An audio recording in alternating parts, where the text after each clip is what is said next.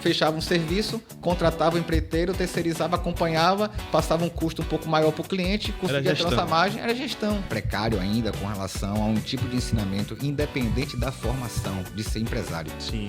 Então, hoje, a gente não tem um ensinamento, uma base boa financeira, uma base boa empresarial para que guie a gente.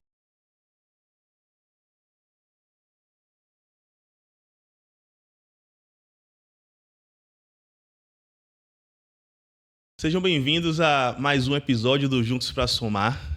Esse podcast que, como vocês já sabem, fala sobre empreendedorismo, traz pessoas com experiência e bagagem realmente para poder discutir comigo e trazer luz para o empreendedorismo aqui no Brasil.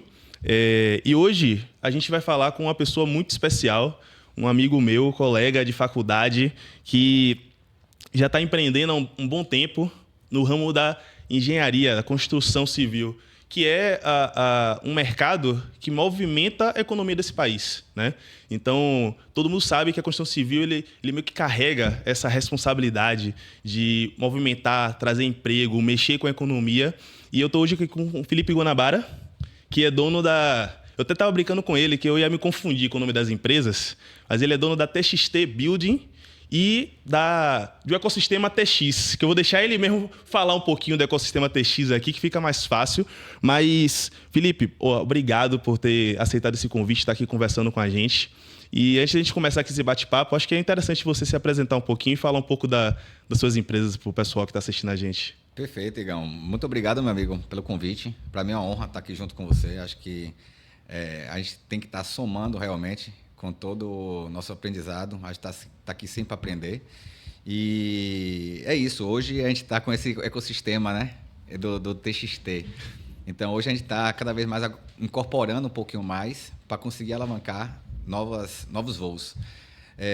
Vou falar já com relação ao nosso ecossistema, mas como você pediu para falar um pouco sobre como a gente cresceu e como foi nosso passo a passo, né, desde estagiário ao empreendedorismo.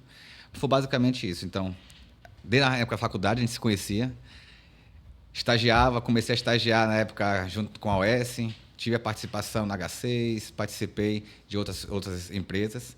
Foi complicado na época, eu queria trabalhar por prazer. Então, para mim, foi muito bom quando eu comecei a ganhar dinheiro. Então, foi um plus muito bacana. Para mim, acho que esse combustível que, para mim, que eu comecei a gostar, ter um pouco da independência. Sim.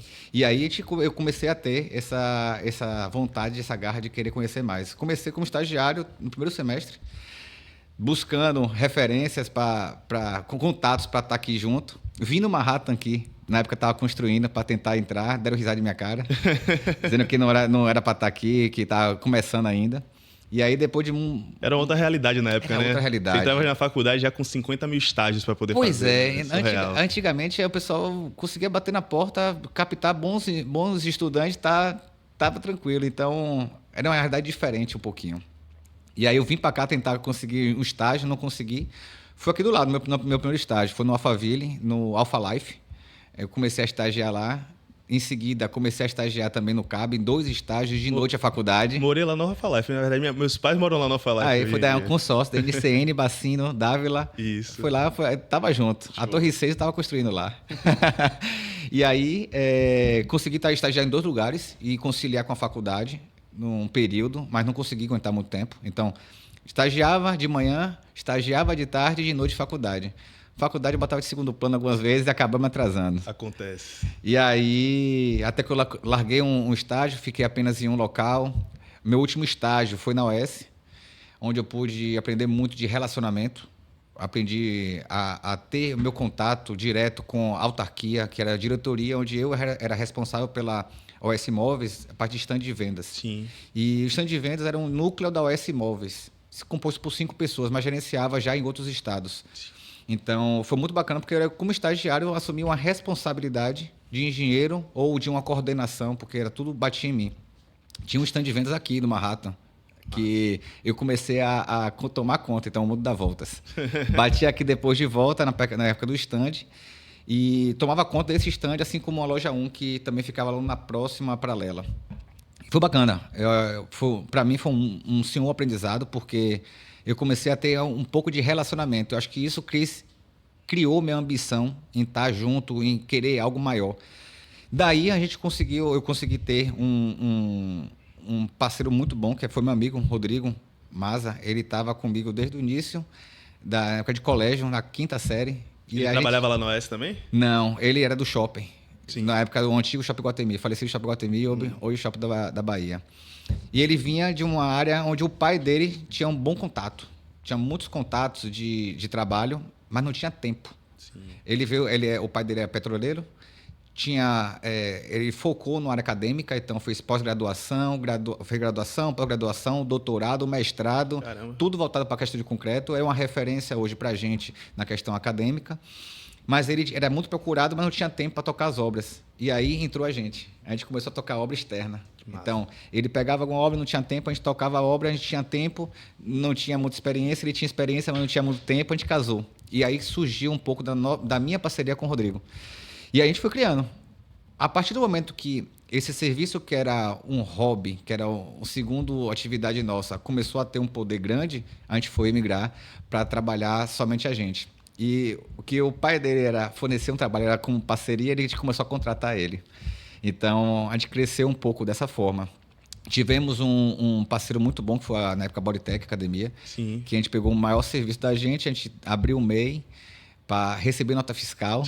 A gente fez todo o serviço, quando foi para receber o dinheiro, cadê nota fiscal? A gente, nota fiscal, o que é isso? A gente nem sabia o que era isso. Então, você começou no empreendedorismo de uma forma meio que orgânica, não foi tipo assim, Orgânica. Eu vou abrir uma empresa. Foi Não, tipo assim, perfeito. surgiu oportunidade e tu aproveitou a oportunidade para poder fazer acontecer, né?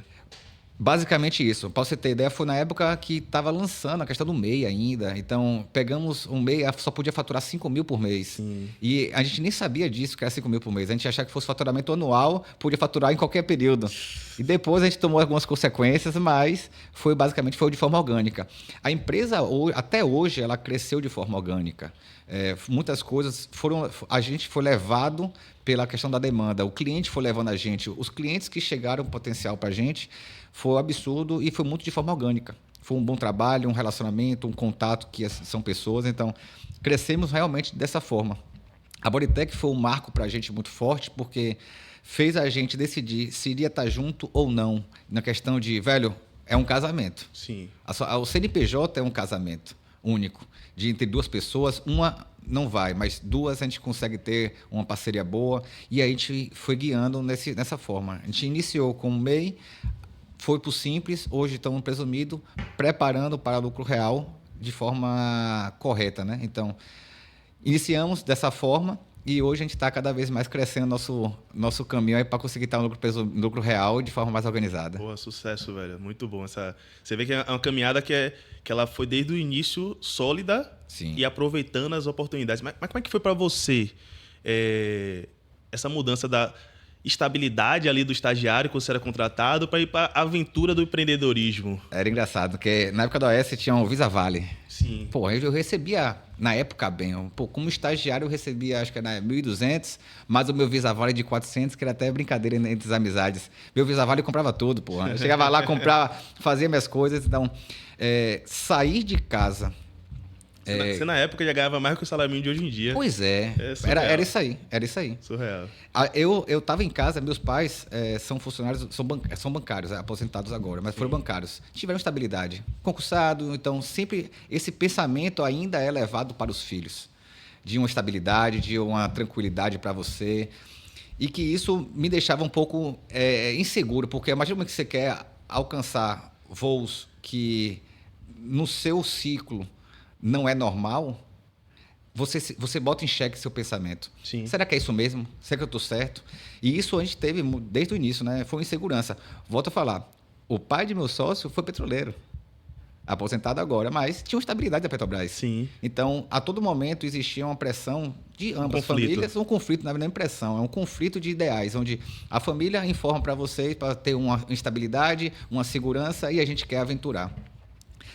Na época, a gente pensou pra caramba com relação ao BCNPJ, houve pensamentos negativos com relação a isso, mas que serviram, o pensamento negativo botou para a gente botar em xeque e refletir. Eu acho que não é assumir o risco de forma aleatória, mas a gente tinha uma estabilidade, entre aspas, que tinha uma segurança momentânea, ou ter uma incerteza de grande potencial. E aí a gente já seguiu com essa incerteza de grande potencial. Botou na balança o que valia mais a pena naquele momento, né? Eu lembro perfeitamente disso. Chegava o tempo que, na época da OS, final, eu trabalhava de manhã, de tarde, de noite de faculdade e voltava a trabalhar. E meu pai chegava para mim e falava assim, pô, meu filho, isso são horas de chegar? Tipo assim, não é que ele queria... ele estava preocupado comigo e achando que isso vai fazer mal. Integridade, saúde. E minha justificativa para ele, pai, eu não estou numa festa. Eu estou trabalhando. Sim. Então, isso que para mim me deu um suporte. Falei assim, pô, irmão, estou no caminho certo, eu não estou numa festa, não estou chegando tarde porque eu estou farreando. Então, me deu uma segurança melhor de estar, vou trabalhar.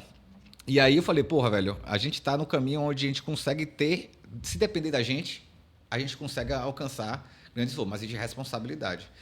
E a gente saiu de uma segurança, entre aspas, que seria a questão do nosso salário, de estagiário, por mais que seja da minha parte, da parte de Rodrigo, para uma incerteza. E a gente não recebeu nada. Eu saí de um salário mensal que eu recebia para não receber nada. Zero. Desde o início, a gente tentava, ao máximo, formatar o que seria... eu vou tirar tudo da empresa? O que eu receber, tiro o custo e tiro tudo para mim? Sim. Eu deixo uma parte da empresa e nunca houve no início uma regra. Foi sempre tentativas e erros. Iniciamos no primeiro momento como não retirar nada e entender quais seriam os custos. Entendemos depois que eu estava na obra, Rodrigo estava no escritório fazendo um projeto e não seria o melhor custo, eu teria mais custo, então como é que eu vou receber? Se eu estiver na obra, eu vou estar rodando mais obra, vou estar gastando mais combustível, então paga somente o meu combustível. E a gente foi adequando. Então a gente fez sempre o que eu falo, que eu e Rodrigo, a gente é muito diferente de pensamentos, mas complementares para a empresa. Sim. Então, a gente se combina muito na questão de entendimento. Muitas vezes, eu posso ser extremista de um lado, ele ser de outro, e a gente chega no meio termo. Existe um equilíbrio, né? Existe um equilíbrio. A gente tenta sempre ter esse equilíbrio. No primeiro momento, sempre é muito mais intuitivo. É nosso pensamento que a gente fala que é o nosso feeling, né? O nosso sentimento nada mais é que nossa história. Sim. Então, a gente toma nossas ações no sentimento, mas com base em uma história que nós vivemos. Não é de forma aleatória. As experiências que já foram construídas e que vão baseando a tomada de decisão, né? São nossas bases. E foi nossa base até hoje. Então, a gente tomou muito nosso aprendizado, que a gente foi guiando, foi sempre passando de níveis com nossos aprendizados. Foi errando, foi acertando. E houve um medo da gente, na época, com relação às empresas. A gente estava começando a trabalhar com algumas empresas e a gente falou, velho, o site vai ter capacidade de atender. No início, a gente trabalhou com reforma de apartamento. Sim. Crescemos com reforma de apartamento, foi dando certo, a gente viu um potencial bacana, não tínhamos custo fixo. Então, a gente fechava um serviço, contratava o empreiteiro, terceirizava, acompanhava, passava um custo um pouco maior para o cliente, conseguia ter nossa margem, era gestão. A gente não tocava em um dinheiro nosso. Até o momento que a gente começou a antecipar. A gente usava cartão de pai, mãe, pessoal, e aí às vezes misturava as contas, que é um problema. Isso que eu ia perguntar. Empreender na construção civil, ele é muito complexo, né? Então, óbvio que todo empreendimento tem sua complexidade, mas na construção civil, em alguns momentos, ela se torna extremamente complexa porque você lida com dinheiro do cliente, funcionário, fornecedor, terceirização. São várias nuances ali para que realmente o produto final, que é a obra pronta, aconteça. No início, qual foi sua maior dificuldade? Qual foi o maior desafio para vocês assim, no início, fazer com que as coisas rodem? Porque o que a gente vê hoje em dia, eu tiro por experiência. Na época da faculdade eu também rodei obra, também fui fazendo. Não era fácil, velho. Não tornar essas coisas. Qual foi o maior desafio de vocês? Não é fácil, realmente. Acho que a gente é precário ainda com relação a um tipo de ensinamento independente da formação de ser empresário. Sim. Então, hoje, a gente não tem um ensinamento, uma base boa financeira, uma base boa empresarial para que guie a gente. Inicialmente, a gente tínhamos um problema, a gente tentou ao máximo minimizar os problemas, a gente foi favorecido por a nossa situação. O pai de meu sócio, Rodrigo, tinha uma sala. Nós utilizávamos a sala. Tem uma foto de 2013 que mostra justamente, já até postei. Primeiro a gente começa, depois a gente melhora. Que foi basicamente isso. Foi uma foto de 2013, onde a gente chegou, como deu, estava lá trabalhando e sempre foi trabalhando para melhorar. fluxo de caixa era um problema nosso. O fluxo de caixa, na verdade, era um problema porque a gente não entendia nossos custos direito. Sim. A gente estava como um tocador de obra, a gente estava como o cara operacional. E a gente não entendia o nosso chapéu. Existem chapéus na empresa que cada um vai ter que alcançar. Um que seja de diretoria, que seja de CEO, que seja de sócio, que seja de engenheiro. E no primeiro momento isso é tudo. Você tem que pagar a conta, você tem que fazer compras, você tem que gerenciar o dinheiro, você tem que ser o comercial, você tem que ser um psicólogo do cliente, muitas vezes, que acontecia. Então, hoje a gente teve um problema grande inicialmente, a parte financeira, que foi entender nosso fluxo de caixa. Crescemos a um ponto de achar que era muito mais fácil de contratar as pessoas, porque não achava interessante eu ter que pagar uma medição de empreiteiro 30 mil numa semana. Sim. Achava um absurdo. Então é mais fácil eu contratar o pessoal. Só que a partir do momento que a gente contratou o pessoal, gerou outro problema: gestão de pessoas. Gestão de pessoas. E aí você tem muitas cabeças, pensantes, mundos diferentes, interesses diferentes. O tipo de contratação, você não consegue contratar de forma correta, às vezes você vai aturando, e depois vai existir uma bolha. A gente teve um problema em 2017, mais ou menos, em 2016, houve uma recessão muito grande. Sim. Na questão de construção. O pessoal o que a gente fazia era a construção de reforma de apartamento, construção de casa. Dava uma rentabilidade boa a questão de casas, apartamentos, porque a gente não tocava muito com o nosso dinheiro, mas a gente tinha que entender o fluxo. A gente tinha que fazer uma boa negociação para conseguir pagar e receber e ter um dinheiro no caixa e pagar os custos fixos. O custo fixo, se você tem algo muito grande, era um problema para a gente, porque era imensurável na época. É o capital de giro que tem que ter já estruturado para que as coisas aconteçam de fato, né? Tem gente que pega o dinheiro do cliente, muitas vezes, que toca o dinheiro com o cliente, e consome achando que aquilo ali, o que pagar, pagou, o resto é lucro e gasta. Isso está errado. Mas isso a gente só tomou na cara. Aprendeu na prática, né? Tínhamos, na época, principalmente quando você contrata as pessoas, quando você migra, ou quando você está como empreiteiro, acaba sendo mais fácil a gestão. Você sabe qual é o custo final, você vai gerenciando. 100% é 100%. Sim. Você tem que fazer uma boa negociação para não ter aditivo. Sim. Quando tem aditivo com o empreiteiro, você acaba se perdendo. Mas a gente foi para um caminho que foi contratar. Quando contratou, o seu custo fixo é variável. Você não consegue controlar. E se você orçar errado, não desempenhar um bom papel, a obra demorar mais, o custo é maior. Não, ainda tem outro pepino, que é tipo assim, você está fazendo uma casa, você está ali com um planejamento econômico financeiro para o cliente pagar, o cliente fala assim, porra, essa semana eu não consigo te pagar, só a próxima. Só que seu funcionário não vai esperar. Não, tem conta a pagar, tem cartão que chega, tem a concessionária de energia, a concessionária de água. E aí a gente teve esse problema de pessoas. E aí você vê o estímulo também da pessoa. Você não pode cobrar do outro uma questão de que só 2 dias, mas só 2 dias para você pode ser não um problema, mas para o cara é. O cara pode estar devendo dinheiro na rua, o cara pode estar com problema na coelba que pode estar cortando, esse era o último mês, ele ia pagar com esse dinheiro. Então, sim, eu não posso mensurar o problema do outro achando que é com base no meu. Seu. Então, tivemos muito problema com relação à gestão de pessoas. E aí teve um problema que foi gestão de caixa. A gente chegou a ter 98 funcionários contratados, mais ou menos, e parou as obras direito. A gente não fez um provisionamento de forma estratégica, pensando que a gente teria que desligar, fazer um fundo. Na teoria, todo mundo sabe o que é para fazer. Sim, mas na prática... Na prática, você não consegue casar isso. É o que eu falo sempre. Todo mundo sabe, quando vai para o nutricionista, o que é para fazer. Chega no nutricionista, ela vai falar 3 horas, tem que comer bastante legumes, verduras, proteína de forma correta, carboidrato de forma regular, gordura reduzida. A questão é como a gente botar isso em prática. O grande X da questão é a gente conseguir botar o que a gente sabe fazer na nossa rotina do dia a dia. E isso, para a gente, foi muito aprendizado. A gente aprendeu na dor, não foi no amor. Como foi que você superou isso? Porque eu pergunto isso, né? Em 2016 eu passei pelo mesmo problema. 2015, na verdade. Porque foi na época que teve o impeachment de Dilma. Sim. E eu trabalhava, a minha empresa era só Minha Casa Minha Vida. Então, o Ministério das Cidades fechou a torneira. Uhum. Eu também tinha, na época, acho que quase 150 pessoas trabalhando, porque ali era obrigatório ser fichado. Eu era o terceirizado da construtora, né? Então, quando fechou a torneira, a construtora parou de receber, automaticamente ela bagunçava todas as medições, mandava a nota, eu era... Ah, tem uma vírgula aqui. Não, é porque o cara estava sem dinheiro para pagar, e demorava mais 30 dias, a gente ficou quase 120 dias sem receber. E eu também com fluxo... Não de fluxo de caixa. Eu não tinha fluxo de caixa. Não existia. Não tinha capital de giro. Era tipo assim, eu recebo, eu pago tudo, eu vivo e vai. E eu quebrei. Tipo assim, eu desisti, tá ligado? Tipo assim, chegou um momento que eu falei assim, não dá, porque comecei a ver uma avalanche de dívida acontecendo, eu sem conseguir rodar a parada. Como foi que você conseguiu superar isso, irmão?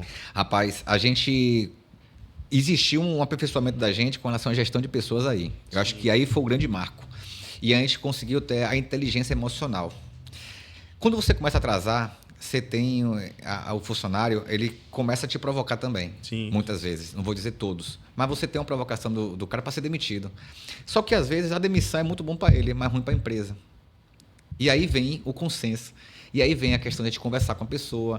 E aí foi muita conversa com todos, para tentar sempre pagar o que tem que ser pago, mas de forma organizada. E aí a gente aprendeu a botar um fluxo de caixa. Criamos uma dívida, realmente foi nossa primeira dívida, a gente até de banco, que foi parcelada e paga de forma com todo mundo. A gente desligou e deu 10 passos para trás. E falou, velho, a gente estava fazendo errado. Não é a contratação, não é o errado. Mas a forma como foi contratada, gerindo dessa forma, está errado. E aí a gente deu 10 passos para trás, conseguimos fazer um endividamento parcelado, praticamente desligando de forma orgânica, Sim.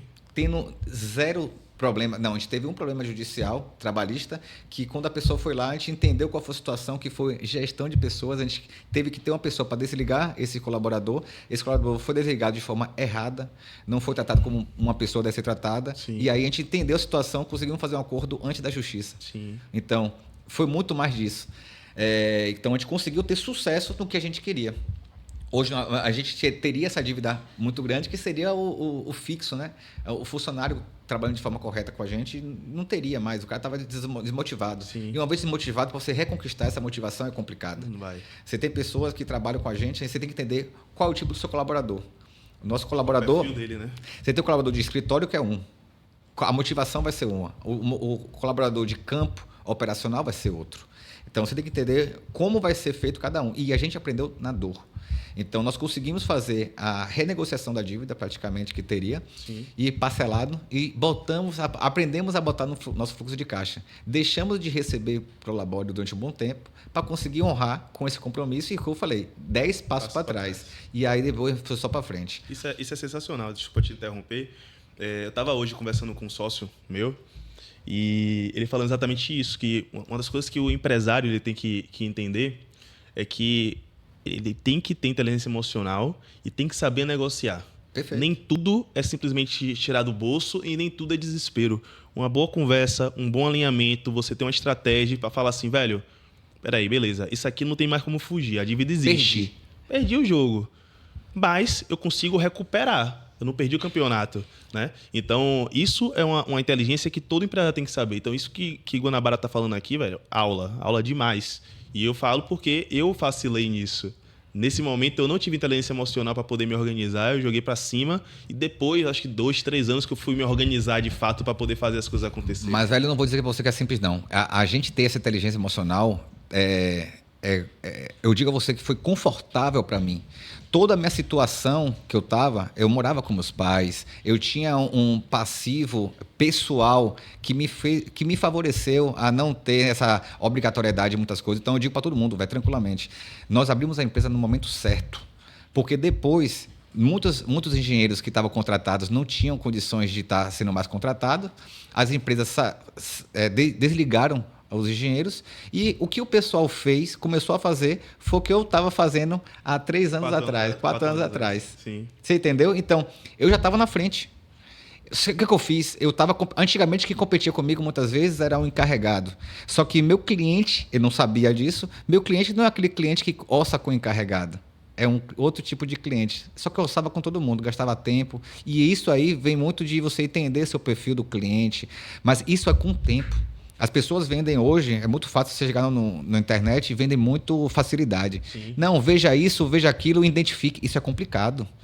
Você está no momento que você tem que fazer pagamento, entender sobre imposto, que a gente caiu nessa cilada de não entender sobre imposto e sair prejudicado. Sim. Prejudicado num momento que é cobrado algo que não sabia, e você não sabia, você está errado. E você não precificou aquilo. Você está errado. Então, a gente tem que entender de tudo no primeiro momento. e, ao mesmo tempo, pensar em soluções novas. Tivemos problemas na época com relação a essa parte tributária, para entender como é que era a situação, como a gente pode economizar. Mas o melhor ponto foi o que você estava falando até antes, é saber perder. Se você não sabe perder, meu amigo, você assumir, perdi. O que é que eu posso perder menos? Porque nem sempre a gente ganha. Exato. Tem obra que a gente orça errado, mas a gente tem que levar vantagem de alguma coisa. Se eu perdi nisso, como eu vou fazer para consertar na próxima? Que esse erro se torne erro antigo. E vamos errar erros novos. Eu acho que, para mim, a melhor coisa é não repetir o erro. Quando a gente estava contratando, na época a gente contratava muito estagiário, por exemplo. É uma mão de obra barata, só que a gente viu que tinha um problema. Demandava muito tempo da gente. E a gente já tinha um objetivo escalonado, que era sair da operação.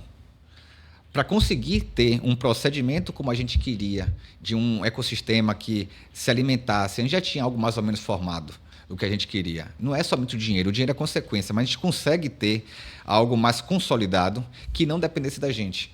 Eu falo para todo mundo, até para meus engenheiros de hoje em dia, eu falo, velho, você tem família, precisa sair. Nosso tipo de obra é uma obra rápida. É uma obra onde a gente precisa ter agilidade, precisa ter um pensamento de posicionamento rápido. Sim. E a gente sempre fala, agilidade não é pressa. Você precisa ser esperto. Pressa é o que você faz de forma desorganizada. Agilidade é o que você consegue fazer de forma organizada. Você consegue ter isso de forma bem tranquila. A gente sempre se preocupou muito em ter esse entendimento da agilidade e poder passar isso para nossos colaboradores. Porque se você pensar pequeno, você vai apagar o fogo rápido, você vai estar se esforçando o máximo. Eu tive um engenheiro que veio do interior. Foi engraçado, porque ele refletiu, ele chegou a chorar muito comigo. Sim. Ele estava numa obra onde, o cara vinha de social, todo formal, porque no entendimento dele, ele veio de um interior onde você tem que estar formal, apresentar, porque você é julgado pelo que você aparenta. Sim. Não acho que está errado isso, porque realmente é nosso cartão de visita. Acontece. E ele foi muito categórico, só que estava numa obra, todo formal, dentro da poeira. Eu falei, cara, não precisa ser assim, foi ajudando, relaxe. E teve uma vez que no grupo do WhatsApp da gente, sempre trocava muita informação e tal, 11 horas ele estava indo para casa. Uma obra que era para durante o dia. Uma obra comercial, mas que era para ser tocada durante o dia. 11 horas da noite? Da noite. Sim. E eu falei, cara, por que você está voltando agora para casa e voltando de ônibus ainda? Aí eu falei, por que você está voltando agora? Ele, não, porque eu estava organizando lá, mas está tudo certo. Eu falei, não está tudo certo. Você voltar agora, você pode ser assaltado, você tem vários riscos de forma desnecessária. Aí ele refletiu um pouco, não, tudo bem e tal. Foi falta de organização minha. Aí conversamos com ele, estava tudo mais acalmado, mas já deu uma bronca com relação a isso. Teve mais 2 dias que eu passei lá, no último dia que eu passei, ele estava carregando um saco de areia em entulho. Ele mesmo? Ele. Aí eu falei, meu amigo, o que está acontecendo? Ele, não, porque eu chamei o ajudante pode ficar aqui, eu vou ter que tirar porque eu vou ter que organizar. Eu falei, calma, respira. Primeira coisa, respira. Na respiração, você vai conseguir oxigenar seu cérebro e conseguir raciocinar. As pessoas não conseguem entender isso. A alimentação, a água, a respiração é algo fundamental para você ter um raciocínio de forma organizada. Com certeza. Você vai fazer as coisas automáticas, você não vai se alimentar, você não vai conseguir raciocinar, você vai estar estressado. Qualquer coisa que seria, às vezes é pequeno, se torna algo grande porque você não está conseguindo resolver esse problema. E um problema pequeno, acumulado com outro pequeno, acaba se tornando algo grande. E aí, deixei ele fazer, não quis interromper ele, e depois, quando ele parou, eu falei, vamos aqui rapidinho, vamos aqui beber uma água. Cheguei ele pro canto, sentei no meio fio com ele e comecei a conversar. Eu falei, quando eu te contratei, eu sabia qual era a sua raça? Ele, não. Eu sabia se você tinha deficiência? Ele disse que não. Eu te perguntei, o que é que você tinha de musculatura? Ele, não. Eu falei, por que você está carregando? Seu objetivo é carregar material? Eu te vi, a minha entrevista com você foi de forma por telefone. Eu não quero que você carregue material. Eu sabia que você era engenheiro e você mostrou para mim determinação. Se mostrou para mim determinação, eu quero a sua determinação aqui. Mas não é assim. Não é por esse caminho. Não é por esse caminho. Sua família pagou 5 anos de faculdade, não foi para você carregar material. Quando eu falei isso, o cara se desbocou de choro. E ele viu que realmente toda a sociedade cobra muito você se esforçar. Velho, beleza, tem que se esforçar, mas de forma organizada. Tente gastar um pouco mais de tempo no planejamento. Eu sou muito da filosofia do Lean Construction. Meu TCC foi voltado para isso, Sim. lá na Católica. Eu peguei uma coordenadora que foi muito boa para mim, foi a Mônica Gantuá. E ela me deu um excelente suporte na época com relação a isso. Poucas empresas faziam isso além da Civil. A Civil foi a empresa que eu tomei como base e estudei o Civil Tower dele, que ele aplicou tudo lá. E hoje a gente está transmitindo para a nossa empresa o Lean Construction. É uma forma diferente, é uma forma de planejamento. O FAST, eu acho que é mais fácil vocês conseguirem entender o que seria o FAST. O FAST é rápido, mas o rápido até que ponto vale a pena? Uma saúde mental. Eu tive o burnout em 2023, Sim. em novembro, próximo ao meu casamento, onde foi um excesso de carga trabalhada. Não faz bem. Me deu vontade de destruir tudo que eu tinha construído. Até que houve a sensibilidade do meu sócio e ele falou, velho, se afaste. Ele pediu para se afastar, mas se ele não tivesse sensibilidade, tivesse com a cabeça quente também, estourar os dois, por causa de pressão. Existia uma pressão enorme da nossa cabeça em querer crescer, mas existe um custo. Não é crescer a qualquer custo. Então, a gente... foi uma mudança de chave, acho que até no meu pensamento, que era altamente estressado. Todo mundo que me conhece na empresa viu a diferença quando eu voltei. Em novembro, a gente entregou a última obra. Dia 3 de dezembro, foi o dia que eu saí. Me casei em janeiro, dia 13, tirei mais 15 dias de férias, mais ou menos, de folga. Em fevereiro, mais ou menos, eu comecei a voltar gradativamente. E eu agradeço pela sensibilidade do meu sócio, pela minha empresa. A Amanda também estava junto comigo nesse momento, que me deu suporte enorme na empresa, junto com o Rodrigo. Sim. E a gente viu a necessidade do tempo de cada um. Hoje você consegue ver empresas aí que são extremamente... Falta de organização gera o esforço demandado. É porque o que eu enxergo hoje é que as pessoas confundem ser produtivo com ter a agenda o tempo todo lotada. Rapaz, né? Isso aí. Então, quando você fala para mim assim, porra, o engenheiro estava na obra até 11 horas da noite em uma obra que era para funcionar durante o dia. Ele queria ocupar o horário dele para dizer, eu sou produtivo, eu tô fazendo. Só que produtividade é você ter um objetivo, saber o que precisa ser feito e fazer o que precisa ser feito naquela hora. Você é engenheiro. Exato. Trabalho na física é o quê? Força vezes deslocamento. Exato. Se você se esforçou pra caramba, mas não fez nada de mudança, ser zero, seu trabalho é zero. É zero. Ah, eu desloquei um pouquinho, mas minha força não demandei nada, seu trabalho é zero. Então, é força versus deslocamento. É essa aí. Se você não se mover, se você não tiver um avanço com relação às suas atividades, não está fazendo nada. É o que o pessoal fala, não, porque eu estava aqui, chegar em casa, tipo, minha mulher, minha mulher, eu trabalhei muito hoje fez muita coisa, fez o quê? Não, já limpei minha caixa de e-mail, pelo menos, tá tudo limpo. Isso não. Você avançou com o quê com relação à sua empresa? Qual foi o resultado que você trouxe? Você não produziu, você não teve um trabalho. Você chegou lá, você passou o tempo, você foi turista da sua empresa, você mostrou sua cara lá dentro, mas você não teve uma modificação, uma forma de pensar, uma reunião com os líderes, você não escutou sua equipe. Então, hoje, cada vez mais, nosso pensamento empresarial é justamente isso. Conseguimos cada vez mais ter essa saída do operacional e gerou um outro problema. Isso que eu ia perguntar. Hoje, eu conheço uma quantidade grande de engenheiros, obviamente, né? É claro, nossa área. Os amigos, né, da faculdade. Eu estava até conversando com um recentemente, arquiteto. Ele estou com a gente lá na Católica. Depois ele desistiu de engenharia e se formou em arquitetura na Unifax. E aí ele falando comigo, só que ele está o tempo todo na obra. Ele já deve ter, sei lá, 4 anos de empresa e a obra só funciona com ele lá dentro. Uhum. Como foi que você conseguiu estruturar para que você não precise mais estar no operacional? Pessoas. E você vá para o estratégico, né? Pessoas. Primeiro, você muda a sua mentalidade. Aí não tem jeito, realmente. Se você achar... Hoje, é engraçado que todo mundo você fala, realmente o pessoal fala, a obra só anda comigo. Claro, a obra só vai andar com você se você fizer a mesma coisa. O que é que você está fazendo diferente para a obra mudar? A gente começou como estagiário tocando a obra. Sim. Você vai gerar outro problema. Isso é óbvio, isso é claro. Não acha que você vai dar uma solução e não vai ter outra. Você vai dar uma solução, você vai ter um outro problema. Se você der uma solução e mantiver com problema, essa solução não é correta. Sim. Então, novos erros, novos aprendizados. Então, começamos de forma gradativa. Começamos a dar cargos e cadeiras para pessoas fazerem o que a gente fazia. E a gente começou a assumir novas atividades. E assim a gente vai conseguir sair sempre do operacional. Então, Primeiro você está entendendo qual é a sua demanda no campo? Um GPS, o Waze, só te leva para um local se souber onde você está. Se você não souber onde você está, você não vai saber para onde você vai. Isso é batata. Então, se você sabe, qual é a sua posição hoje? Você está fazendo o quê? Então, hoje eu estou fazendo um papel de engenheiro de campo. Pronto. Além disso, está fazendo o quê? Um engenheiro também com relação ao marketing, com relação à diretoria, com relação ao financeiro. Pronto. O que é que está demandando mais tempo seu? E aí, bote cargo. A gente começou inicialmente com a parte de estagiário, para tocando obra, dando suporte. O que é que demandava mais na gente no campo? A gente tinha que comprar material. O estagiário faça uma lista de material que precisa. Já chegava com mastigado, gastava o tempo para fazer outra coisa. Se você tem um problema e as duas pessoas fazendo isso, você gera dois problemas.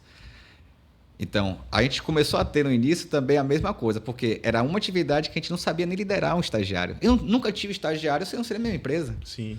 E aí foi crescendo. Então, a gente começou a dar cargos para as pessoas e subindo de cargo.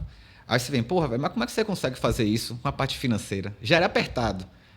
E aí, foi sabendo uma boa negociação. A gente começou a ter boas negociações, avançando de forma devagar, criando nome. A pessoa começou a falar, pô, você é um pouquinho mais caro, mas eu vou fechar com você porque você entregou um bom resultado. Esforço. Você falando isso aí, eu lembro de um livro que eu não vou lembrar em português o título dele, mas é Output Manager, que ele é do CEO da Intel, que ele fala sobre alavancagem gerencial, que basicamente é o quê?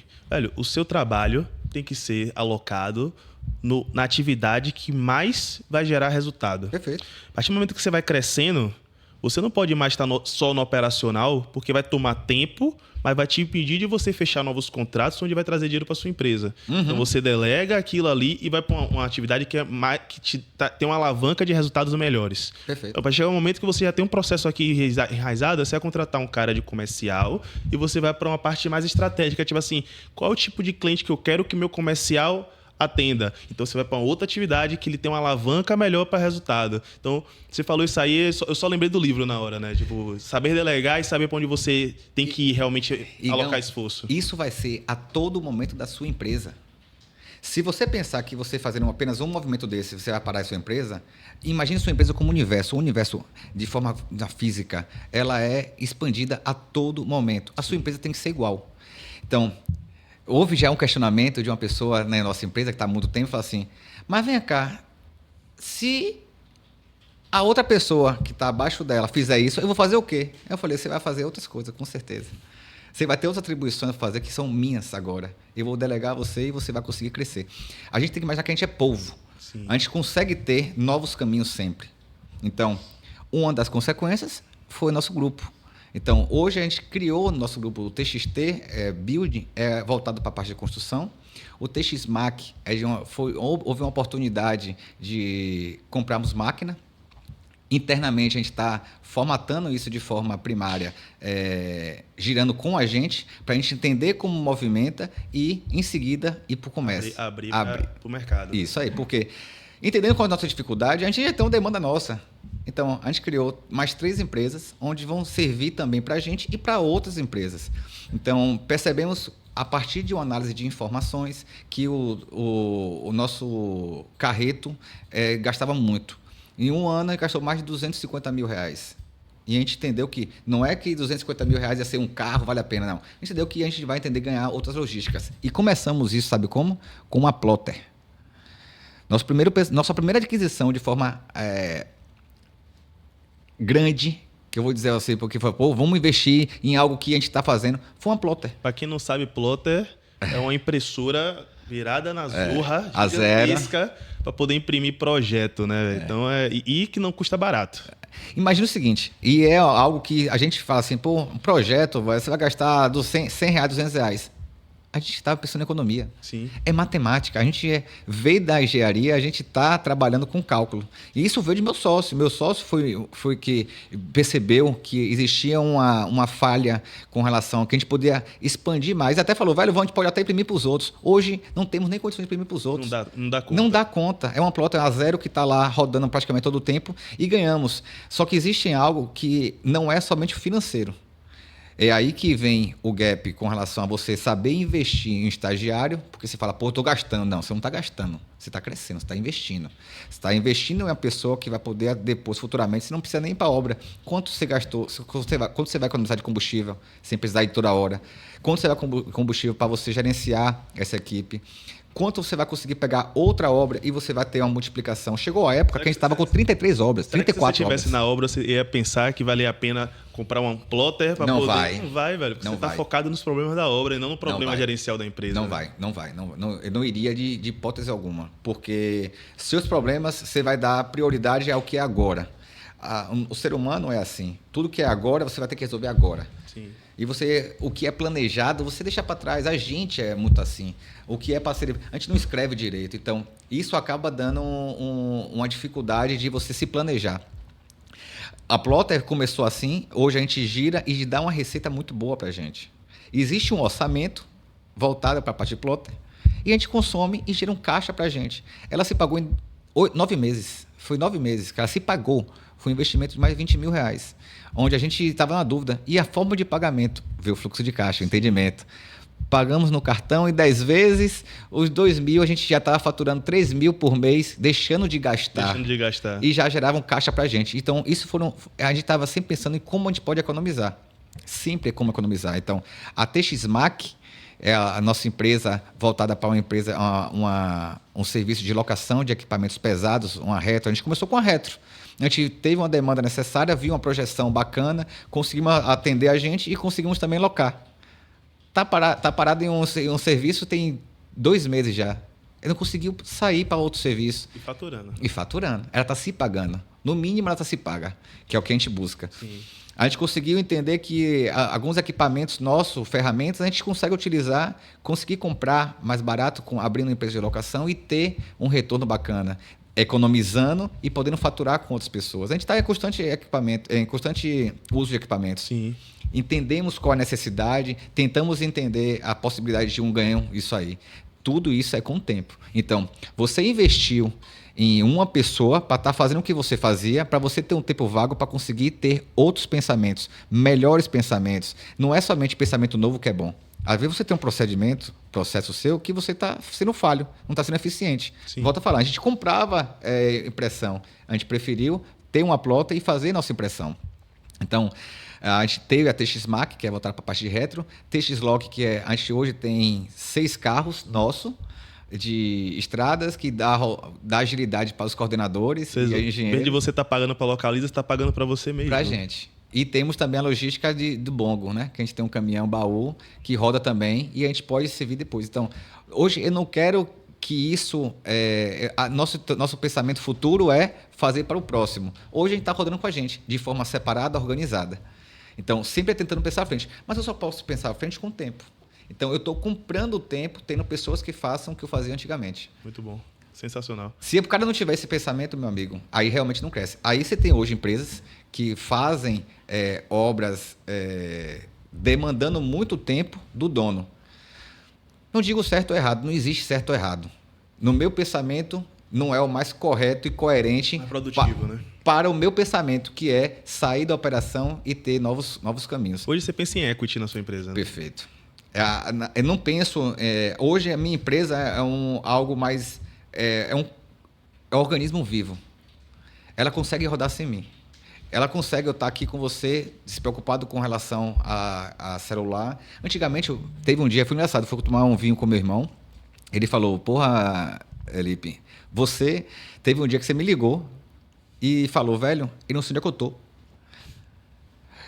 Chegou um tempo que eu conheci mais de 10 estados em um mês. Eu estava rodando as obras, Sim. Tocando. Hoje a gente tem atuação nacional já. A gente tem todo o Brasil, onde a gente já teve um tipo de obra. E nossos clientes levam a gente para todas as obras. Então, eu ficava com medo. E o meu medo fazia não confiar nas pessoas. Isso é complicado.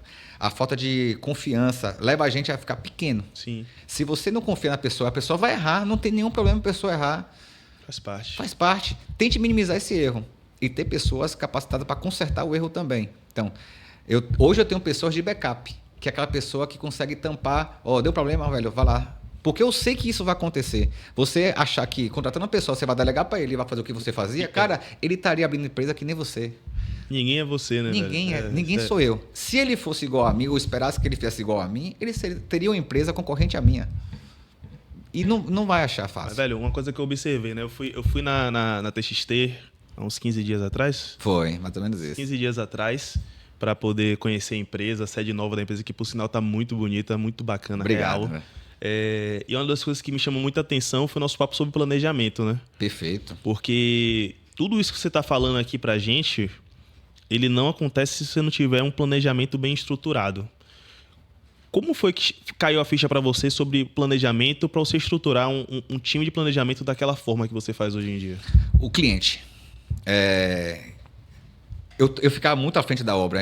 A divisão entre a minha participação de meu sócio, além da cadeira de sociedade, a gente assumia como fosse de cargo de diretoria. Diretoria, a parte de obra operacional, estava muito mais comigo. Eu sempre gostei muito, para mim era prazeroso.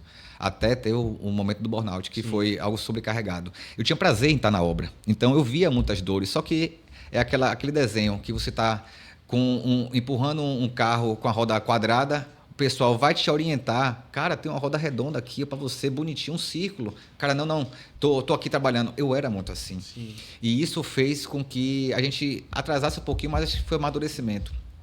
Então, a gente começou a pegar alguns clientes que demandavam para a gente uma organização muito maior. E a gente já estava pensando em fazer de forma organizada. Pô, a gente consegue, na teoria, todo mundo fala que o material japonês planejamento 3 meses e construção em 1 mês. Cara, consegue fazer isso. E aí vem um treinamento nosso também, entendimento que a gente consegue fazer organizado. Vocês tomaram um curso? Fizeram Zero. Só foi lá e fez. Muitas das nossas coisas é sentimento real, velho. Eu não me arrependo das coisas que a gente fez. Porque muita coisa a gente vai amadurecendo, a gente faz, modifica e vai crescendo. E aí, com alguns clientes, a gente viu a necessidade do cliente. Os clientes pediam para a gente fazer um planejamento, um cronograma, e pediam um acompanhamento de obra. Nesse acompanhamento de obra, a gente começou a ver, precisamos ter uma pessoa eficiente, que tem uma bagagem de procedimentos e processos. E a gente começou a trazer uma pessoa. Dessa uma pessoa foi criando. Como eu falei, nossa empresa hoje está um organismo vivo. Então, mais uma vez, uma demanda natural do cliente transformou um setor dentro da sua empresa. E a gente viu a importância disso. O setor de planejamento fez a gente identificar os problemas dos nossos processos. Então, a gente via que a gente tinha um cronograma. O cronograma não um cronograma é uma base, é uma referência. Não é pedra, né? Não, escrito na pedra. É isso aí. Então, ela vai ser uma referência para a gente tomar o nosso guia. E a gente vai acompanhando. Do cronograma macro, entendemos que era necessário a gente fazer um planejamento um pouco mais reduzido para entregar para o campo, para antecipar o problema. Então, a gente tinha uma data de, exemplo, dia 30, entregar uma obra, a gente botava como campo entregar no dia 25. Não é que a gente vai monitorando, se fosse dia 25, tal atividade a gente está antes. E a gente tem um tempo de correção. Porque a gente viu que a falta de previsibilidade de algumas atividades fez com que a gente aparecesse o erro na frente. Um erro de instalação, um curto-circuito que dá no quadro, não é um problema que está fechando o quadro agora. Foi um problema de instalação, de passagem de fiação que você fez antigamente. Exato. Mas se eu tiver um acompanhamento disso, mais na frente não tem esse problema. Então, a gente começou a identificar esse problema. E nem retrabalho, né? Pronto, o retrabalho. O Lean Construction não pensa em retrabalho. Ela pensa em um segmento em linha. O planejamento mostra muito isso. Do planejamento médio, o PMP, que a gente faz o planejamento de médio prazo, a gente tem um planejamento de curto prazo. A gente tem um acompanhamento semanal. Desse acompanhamento semanal, a gente consegue identificar todos os problemas. E a gente conseguiu antecipar muito problema que aconteceria no final, por conta disso. Então, a gente conseguiu identificar que, exemplo, detectores às vezes não funcionava. Quando vai ver, é o ar-condicionado que estava batendo próximo a ele, a localização. No próximo, tem lições aprendidas do cliente específico. O ponto forte da gente, a gente conseguiu ter uma recorrência de empresas. Sim. As empresas, hoje, a gente focou em ter empresas que me tragam segurança de obras contínuas. Nosso estilo de obra é obra comercial. O franqueado não é o meu cliente. Identificamos qual era o nosso cliente. Nossos clientes são empresas que precisam ter expansão. Essa empresa, qual é o ponto forte? Ela me dá recorrência. Qual o ponto fraco? Eu tenho que atender a todos os estados. Senão, outra pessoa vai. E essas empresas que atendiam ela, tudo de São Paulo. Qual o ponto positivo? Para a gente, eram caros. Para chegar para o Nordeste, eles não tinham mão de obra. E todas as empresas reclamavam disso. Que no Nordeste tinham dificuldade com relação à prestação de serviço. Velho, era fácil. Na verdade, você transformou um problema Sim. numa oportunidade, né? Perfeito. O problema do meu cliente, eu dei a solução. Eu atendo.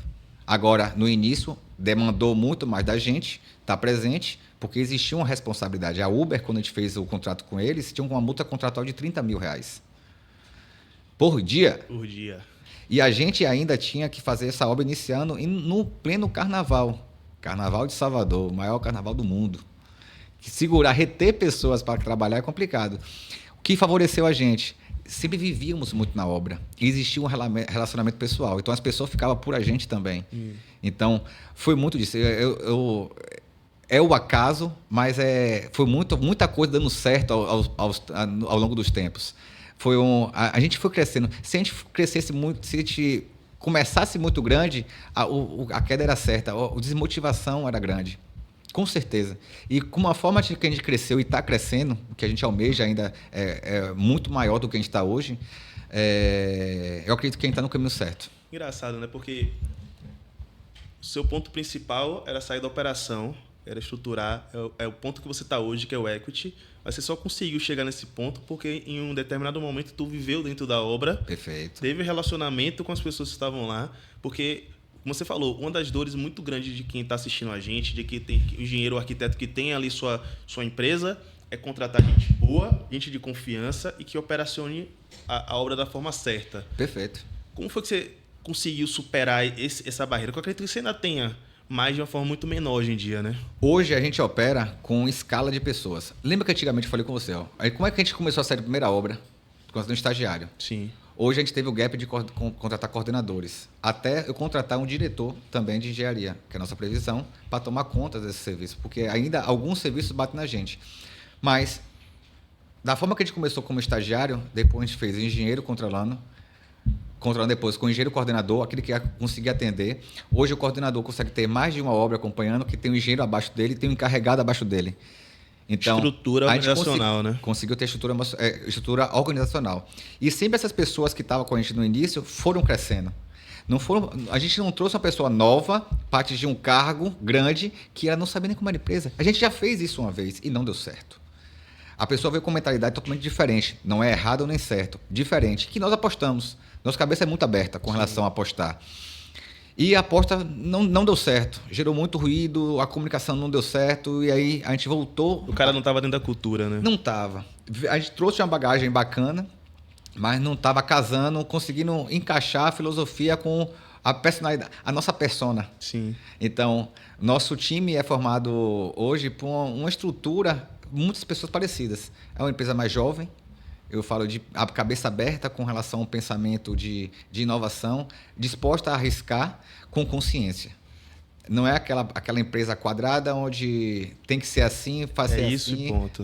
A síndrome da Gabriela, nascer assim, crescer assim, você assim. E não tem nem como crescer se for dessa forma, né, velho? Mas você falou uma coisa que é importante, que é plano de carreira. As pessoas que estão lá dentro, elas sabem que elas podem crescer, que a empresa está crescendo, ela está crescendo junto com a empresa, né? Se desenvolvendo junto com a empresa. Demorou para a gente entender isso. Demorou. Porque é engraçado, eu estava conversando com um amigo meu falando justamente sobre isso. A importância de que é as pessoas saberem para onde vão. Qual é o caminho da empresa? O que é que eu posso fazer? O que é que eu estou fazendo aqui que eu posso fazer depois? Porque, volto a falar, eu falei isso no início da nossa conversa. As pessoas têm família. As pessoas não vão querer estar se estagnando no salário único e viver daquilo ali. A inflação está batendo alta. Vai viver daquilo ali? Você quer proporcionar sempre algo melhor para sua família. Então, as pessoas têm que pensar em crescimento. Se ela não crescer comigo, vai crescer com outra empresa. Eu vou perder essa pessoa. Eu investi, eu tive um custo grande de investimento, de tempo meu, de trabalho com a gente, e vou gastar de novo para captar outra pessoa. Então, não é o melhor dos mundos você perder uma pessoa. Mas, ao mesmo tempo, eu não falo que é o pior dos mundos você perder uma pessoa. Às vezes, uma pessoa que está com você com vícios, vale a pena sair. Cada caso é um caso, né? Tem que saber avaliar. Mas, realmente, no mundo dos negócios, você investir em um colaborador e perder esse colaborador é absurdamente caro. É caro. E saber contratar também é complicado. A gente teve um momento que a gente contratava a qualquer custo, a qualquer pessoa, por necessidade. E a gente sentiu o baque depois sobre isso. Teve um problema. Foi a falta de organização com relação à produção, não tinha o entendimento do tipo de obra que nós tínhamos rápido. Sim. E isso gerou algumas consequências. Mas o ponto principal que a gente levou em xeque foi: nós queríamos mudança. Nós apostamos em mudanças. Desde um sistema, a gente trouxe para a empresa investimento de um sistema. Hoje é o melhor sistema que eu acredito da área de engenharia, que é o Cienge, que ele tem uma plataforma comunicativa de todos os procedimentos. Todos os setores. Todos os setores. A gente sabia que era necessário isso porque a gente almejava já algo grande. E a gente sempre tomava, velho, para ser grande, o que é que os grandes fazem? A gente sempre estava com isso na cabeça. Se a gente quer ser o melhor, a gente tem que buscar o melhor software. Era muito caro para a gente. Caro porque eu falo caro, é que para a gente na época não valia. Sim. Mas a gente falou, velho, tem que ser isso aí, porque para você ter um sistema, você tem que saber como alimentar. Você tem que ter o treinamento de pessoas. As pessoas já não tinham processo da gente. Eu era uma pessoa contra, mas sempre tem uma conversa. Existia sempre uma conversa entre eu, Amanda e Rodrigo. E os dois apostavam muito nisso. Hoje eu agradeço por ter confiado, porque passamos um ano pagando um sistema sem utilização. No segundo ano tivemos um primeiro filtro e hoje nós temos um senhor sistema, basicamente, que alimenta o BI, que toma uma decisão muito boa para a gente. A gente tem uma referência e tem um entendimento totalmente com relação à empresa no BI por causa de saber utilizar o sistema. No primeiro momento foi complicado, as pessoas antigas não acreditavam porque era mais trabalho para ele, mas era necessário. A percepção inicial, sempre que você implementa qualquer processo, pô, isso aqui vai me engessar, vai me dar mais trabalho. E enrijece, e dá trabalho. Tem pessoa que pede para sair. Eu tive um colaborador que pediu para sair porque era procedimento. Velho, beleza, tá em outra empresa que hoje não tem procedimento. Não digo certo ou errado, volto a falar. Não é o que eu quero. Cada um escolhe o melhor lugar para si, né? Hoje a gente faz avaliação de todas as obras. Toda semana eu tenho uma avaliação de como está o resultado financeiro, como é que está o planejamento versus o realizado. Hoje eu consigo ter um grande índice de sucesso com relação às entregas, porque há um monitoramento financeiro. Antigamente, quando você perde dinheiro, é difícil você aceitar que perdeu. Você quer dar um jeitinho para as coisas. E a Vivara, por exemplo, foi um cliente que mudou muito a nossa percepção de dar jeitinho. Ou é ou não é. A gente, na primeira obra, meu sócio estava mais à frente, porque é um cliente novo, um cliente que a gente entendia que devia ter uma atenção maior para entender o procedimento. Então, toda obra primária tem problemas de entendimento de procedimentos e processos e projeto em si. Ele estava mais à frente. E, velho, tinha coisas que para a gente era tranquilo passar, porque os clientes da gente aceitavam, para esse cliente não. Eles tinham paginação de fachada onde tinham que casar um determinado ponto, tinha que ter uma comunicação com eles. Então, a exigência do nosso cliente fez a gente amadurecer. Melhorar. Muito. Eu já falei isso na nossa reunião de planejamento, que às vezes é bom ter um cliente exigente, com alguns procedimentos e processos, porque a gente agrega a isso aí. Faz você crescer, né, velho? Faz crescer. Aperfeiçoar e fazer com que as coisas melhorem dentro do seu processo. Uma coisa que às vezes você está negligenciando e falando assim, depois eu resolvo, você é forçado a melhorar porque seu cliente exige aquilo e é um cliente estratégico para você continuar expandindo a empresa, né? A gente teve vários gaps, é engraçado, eu falando agora me relembra vários pontos marcantes. Quando o Bank, quando a gente pegou a nossa primeira obra com o cliente, nós não tínhamos o hábito de reunião semanal. Sim. Com o cliente. Eles exigiam. A gente, vai ter que fazer um relatório semanal para ele, mostrando tudo como é que está o avanço da obra. Hoje é nossa regra. Todos os clientes. Todos os clientes. Recebem. Tínhamos um relatório diário, RDO que a gente praticava diário. Nenhum cliente cobrava, a gente fazia meia boca. Quando o cliente começou a cobrar, sendo obrigado, a gente começou a fazer tudo conforme o cliente pedia. E isso enraizou na gente. Então, o nível do cliente ajudou a gente a crescer. E a gente aceitava, a gente não questionava. E assim como as pessoas que estavam junto com a gente, começou a fazer o que a gente fazia. As pessoas novas acreditavam muito mais na nossa empresa do que as pessoas antigas, às vezes. E isso foi necessário ter essa mudança. Pessoas novas que não se adequavam ao momento. O que eu costumo falar é o seguinte, toda empresa precisa se oxigenar... como é que chama? Oxigenar. Esqueci qual é a palavra, velho? Para ter novos ares. Putz, esqueci. melhorar, mudar as pessoas para que o oxigênio mude ali dentro. Sim. Você precisa ter isso. Que às vezes o empresário, ele fica engessado também naquele negócio assim, pô, o cara tá comigo aqui desde o início. Então, se ele tá falando isso aqui tá certo, não, velho. Se você tem convicção que precisa dessa mudança e o cara não tá se adaptando, porra, infelizmente, empresa não é casa de ninguém. Perfeito. Você vem entrar uma pessoa nova que vai te trazer uma nova visão, vai te trazer um oxigênio diferente para que as coisas vão crescendo. E isso que você falou é um ponto importante para quem está nos assistindo, é que às vezes a gente fica com aquela sensação de pô, o cliente está vindo para cá e vai atrapalhar meu processo. Uhum. Se você incorpora aquilo, é exatamente a fase de crescimento.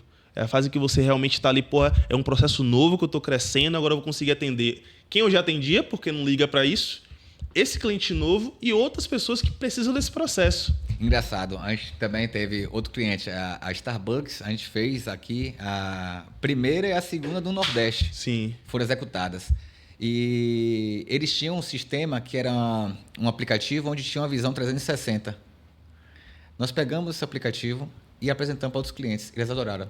E eu consegui agregar até um valor a mais, porque eu tinha isso. Então, eu consegui vender um novo produto. E o cliente, quando me via como um diferenciado. Então, tudo foi um aprendizado. Tudo. As pessoas chamam de chato. Eu chamo de rigoroso. O chato, você muitas vezes não dá nem atenção. Se você passa que o cliente é chato para o seu colaborador que está no dia a dia lá, ele vai ter a mesma visão que você. Sim. Se você não explica para o cara que está à frente o porquê o cliente é assim e a importância de fazer isso, porque entenda, o cliente está sendo assim porque ele é chato, porque ele quer te prejudicar. Pelo contrário, ele sabe que isso aí é um procedimento. Se ele tem uma reunião semanal, é porque ele quer ter um acompanhamento, minimizar problemas, ter uma comunicação facilitada. Antecipar problemas também. Antecipar problemas. Então, esse método de acompanhamento, para mim, é o fenomenal. É o que o cliente me apresentou e eu estou aplicando na minha empresa. Então, eu consegui. Você perguntou para você como a gente fez curso, não foi nossos clientes ajudaram muito a gente. A gente começou a ver como nossos clientes de referência, que a gente via como referência, faziam. Nossos clientes hoje se preocupam com as pessoas. Você acha que eu vou querer botar um funcionário meu trabalhando 24 horas, xingando ele, um encarregado brigando? Não vou querer, cara. Porque meu cliente não compra essa ideia e eu não estou comprando essa ideia. Eu acho isso errado. Muito bom. Então, eu vi como é que meu cliente se comportava, identificamos o que é que eles entendiam como valor e aí a gente conseguiu multiplicar. O Itaú hoje é nosso cliente e o SG foi o que ele falou como um ponto-chave, que quis contratar a gente. Foi no nosso escritório, conheceu o nosso ambiente. Hoje, nosso ambiente foi um investimento. Não são as pessoas muitas vezes querem fazer algo pequeno e deixa lá o colaborador. Não, a gente tentou fazer com que o ambiente fosse algo sadio, que as pessoas passem mais tempo com a gente do que qualquer coisa. Teve um sábado que foi trabalhar antes do carnaval, o pessoal foi trabalhar. O pessoal, pô, se todo sábado for assim, gosta, porque o pessoal quer algo, tem que ser algo prazeroso. Prazeroso. Senão não vai dar certo. Então, ser confortável. É a nossa filosofia. Muito bom. É o que a gente quer implantar como cultura constante.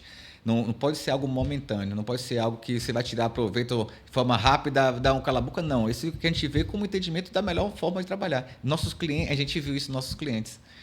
A inclusão foram nossos clientes. Hoje, a gente não faz isso de forma querendo, mas a maioria dos nossos colaboradores são mulheres, na parte do escritório, na parte do campo também. Na parte do campo também. O pessoal fala que apenas o pessoal do escritório que vai ficar como mulher. Não. Mulher pode ficar também no campo. Sim. E são muito bem elogiadas.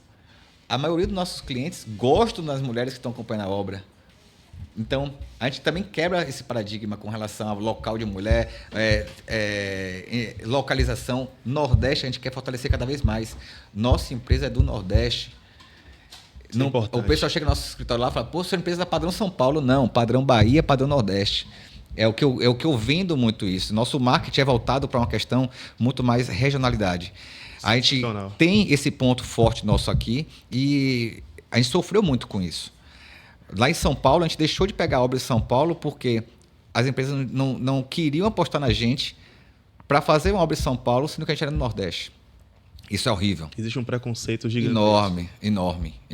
Eu não julgo a questão do preconceito. O preconceito vai ter sempre. A gente tem que se portar. Quando a gente ia para uma reunião com a diretoria, a gente tem que saber, porque a gente é julgado. A sociedade é assim. Mas houve uma discriminação nossa. Isso foi bizarro.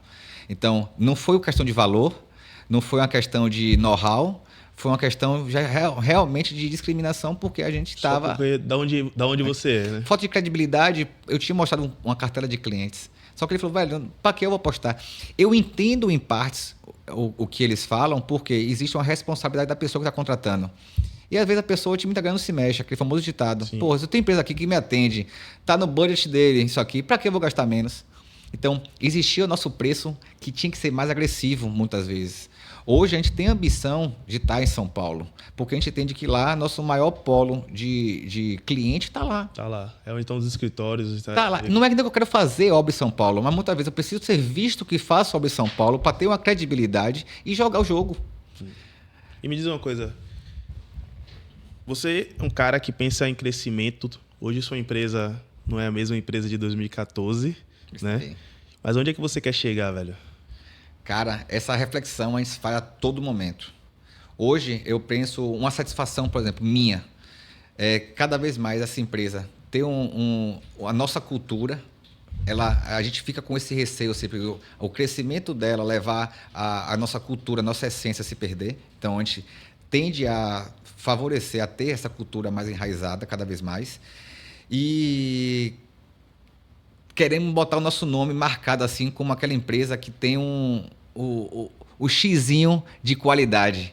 A gente ser uma referência. Assim como existem empresas que são sinônimo de qualidade de empreendimento, a nossa ser referência com relação a todo tipo de construção, seja por causa de uma qualidade, seja por uma questão de competência, atendendo à expectativa do cliente. A agilidade não é pressa. A gente sempre vende isso para o cliente. Eu não quero fazer uma obra rápida a todo custo. Não. A gente quer fazer uma obra organizada, que isso dê conforto para todo mundo. Vale mais a pena, às vezes, você não correr, mas fazer num prazo que todo mundo está organizado. Se você correr, às vezes você vai prejudicar o trabalho de outra pessoa. Sim.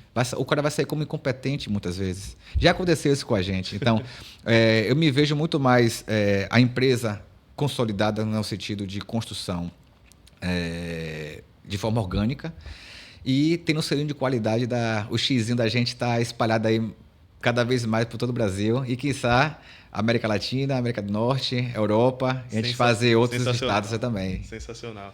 E para a gente encerrar, Filipão, qual a mensagem que você deixaria para quem está nos assistindo, o cara que é engenheiro, o cara que é arquiteto, que está querendo montar sua empresa, iniciar agora? Qual dica que você daria para esse cara que está começando hoje nesse mercado? Rapaz, invista em você e na empresa.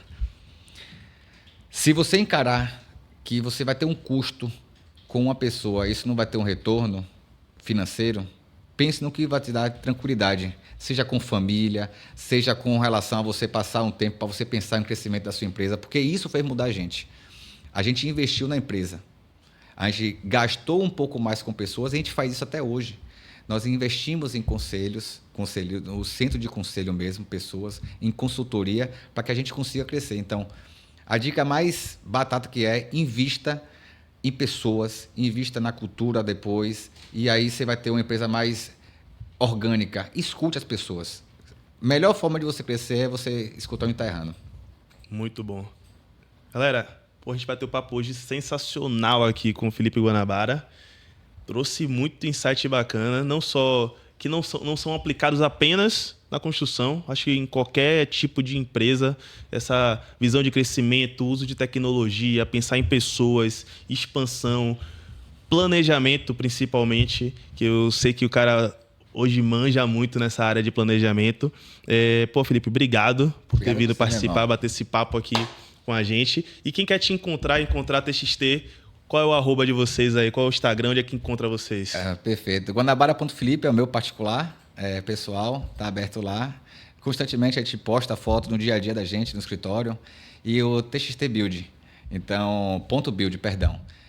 Pode jogar lá, tem nosso dia a dia, vai ver um pouquinho do que a gente trabalha, nossos clientes. Espero que curta, aproveita lá e jogue duro. Isso aí. E para quem quiser, para quem gostou, né, nosso episódio, tá assistindo a gente até agora, clica no botãozinho aí de compartilha com outras pessoas que podem pegar esse conhecimento que foi discutido aqui e aprender também, para somar mais na vida das pessoas que estão ao nosso redor. E para seguir a gente, juntos para somar.pdc no Instagram, do estúdio. Hoje que disponibiliza esse espaço aqui para que tudo isso aconteça, que é o somar.studio. Também conheça a gente lá, dá uma passada, vem entender como é que funciona aqui esse processo, o making off de tudo que acontece aqui dentro. E quem quiser me seguir é ferreiraigor.eng. É isso aí, galera. Um abraço e até a próxima.